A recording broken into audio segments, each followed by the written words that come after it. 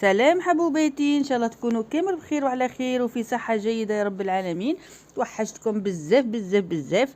ان شاء الله تكونوا كامل بخير حبوباتي. جبت لكم معايا حاجه حلوه، وصفه الطمينه العنبيه بمقادير مضبوطه مليحه بزاف في هذا الفصل الشتاء، يعني في الشتاء، ومليحة تمد طاقة، يحبوها الأطفال يحبوها الكبار.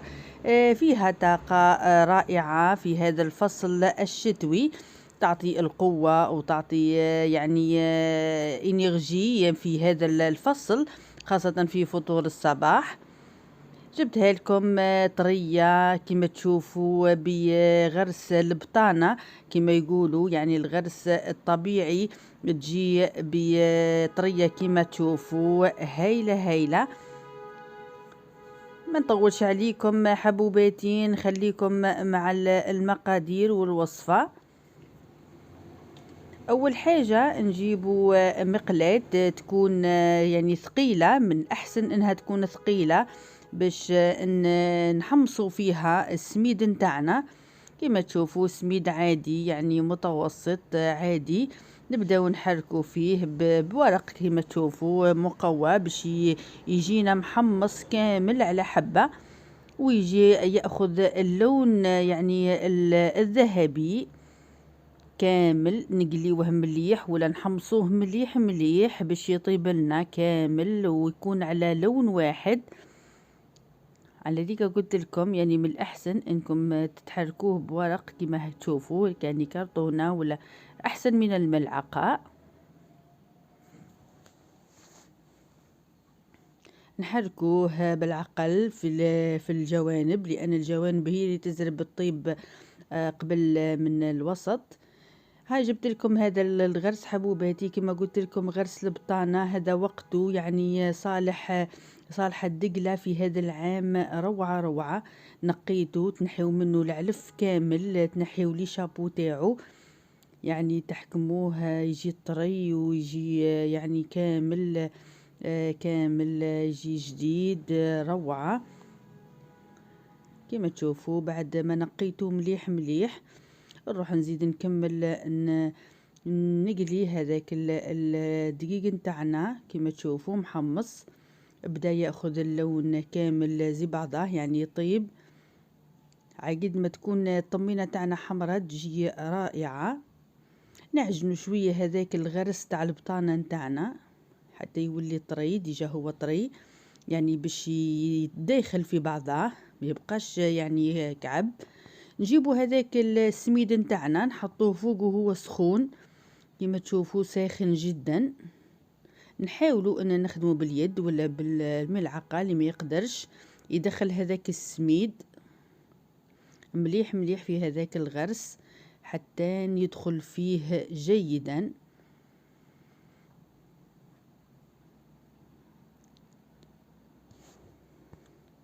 كما تشوفوا حبيباتي هاني بديت ندخل فيه غير بالعقل لانه سخون بزاف،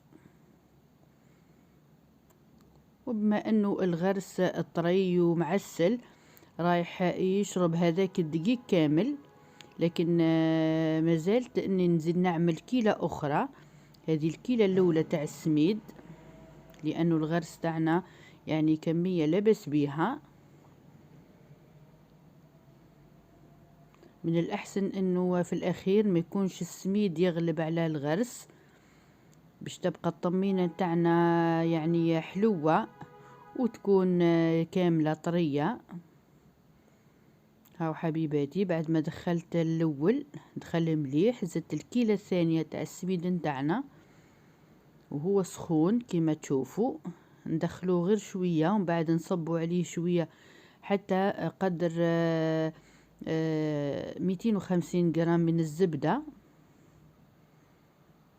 هكذا باش تجينا الطمينة نتاعنا الطمينة نتاعنا تجينا طرية وتجي رائعة.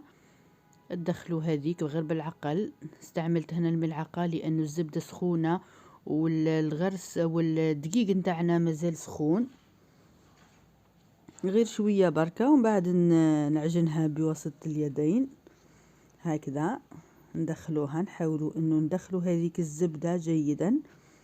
نسيت ما قلت لكمش حبيباتي، وحنا نحمصوا في هذاك السميد نتاعنا نديروا قرصة تاع الملح نتاعنا باش ما تجيناش الطمينة مسوسة. ما تنساوش الملح اكيد ضروري جدا باش تجي بنينة. شوفوا كيفاش دخل هذاك السميد جيدا مع الزبدة في الطمينة نتاعنا. شوفوا كيفاش طرية، لازم تكون بهذا القوام ويكون هذا اللون، يعني لون الغرس هو الغالب على السميد. شوفوا كيفاش تحبوا ديروها حربوش، تحبوا ديروها بواسطة الطوابع. انا استعملت هنا الطابع يعني باش تكون تعطينا يعني منظر اخر ويعني شكل اخر. هاو حبيباتي هذا هو القالب اللي راح ندير فيه الطمينة نتاعنا، سواء في الوجه الاخر او الاخر. تحبوا ديروا يعني بالقالب تاع الصابلي يجي دائرية كما حبيتوا حبيباتي، ولا بالقالب تاع المعمول شائع جدا. حبيت اليوم نغير شوية، نحط الحربوشة نتاعنا تاع الطمينة في هذاك القالب بهذا الشكل، يعني بطريقة سهلة. حبيت ان نوريلكم فقط، اكيد انكم تعرفوا كيفاش تستعملوا القوالب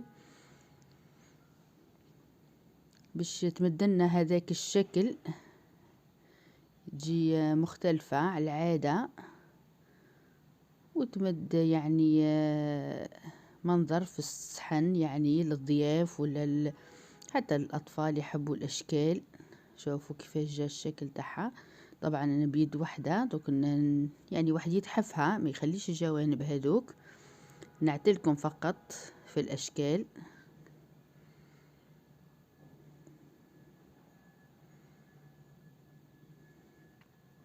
هاو حبيباتي الشكل الثاني جا روعة، أنا عجبني هذا الشكل وانتم ورايكم حبيباتي.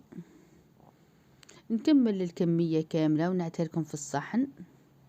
شوفوا حبيباتي الطمينة تاعنا واجدة فيها صحن التقديم، جات روعة روعة. ان شاء الله تجربوها ويحبوها اطفالكم ويحبوها الكبار ان شاء الله في فيديوهات اخرى ووصفات اخرى ان شاء الله.